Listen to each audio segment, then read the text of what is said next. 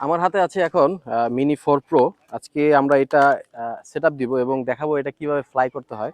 তো কুইকলি আপনার ক্যামেরাটা এদিক নিয়ে আসলে আমি দেখাই দিই এটা কিভাবে আনফোল্ড করতে হয়। যেমন ফার্স্টে আমরা এটা আনফোল্ড করলাম এইভাবে। মূলত আমাদের রিয়েল এস্টেট প্রজেক্টের জন্য অথবা আদার্স যেই প্রজেক্টের ড্রোন ভিউ এবং ওভারঅল স্কাই ভিউর জন্য আমরা মূলত এই জিনিসটা ইউজ করে থাকি। তো এইখানে আপনার আমাদের একটা রিমোট আছে, আরসি রিমোট। অ্যান্ড এইখানে আপনার এই যে ব্যাটারিটা আপনারা এইভাবে লাগাবেন। উল্টা হয়ে গেছে। এটা লাগালে আপনার এইভাবে ক্লিক করে ধরে রাখলে, এই আপনার পুশ করে ধরে রাখলে দেখা যায় যে আপনার ড্রোনটা অন হয়ে যায়। তো দেন আমরা এটা এখানে রেখে দিই। দেন হচ্ছে আমাদের রিমোটটা একটু এদিকে নিয়ে আসেন। আমাদের ড্রোনটা কিন্তু অন হয়ে গেছে।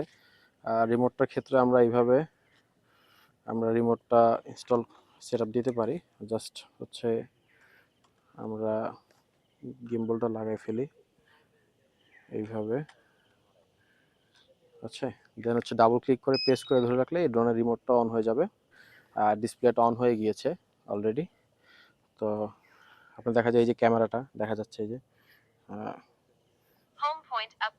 এখন জাস্ট আমরা এরকম ভাবে ই করব।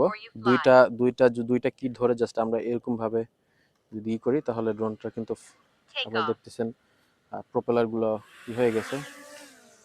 এখন যেটা শিখার বিষয় হচ্ছে আপনার ধরেন এটাতে যদি আমি যেটা লেফট সাইড যে গিম্বলটা আছে এটা দিয়ে যদি উপরে দেই তাহলে উপরে যাবে, এটা দিয়ে যদি আমি নিচে দেই তাহলে নিচে যাবে, এবং রাইট সাইডটা দিয়ে আমি বামে এবং ডানে, সামনে, পিছনে ওভারঅল আমি মুভ করতে পারবো।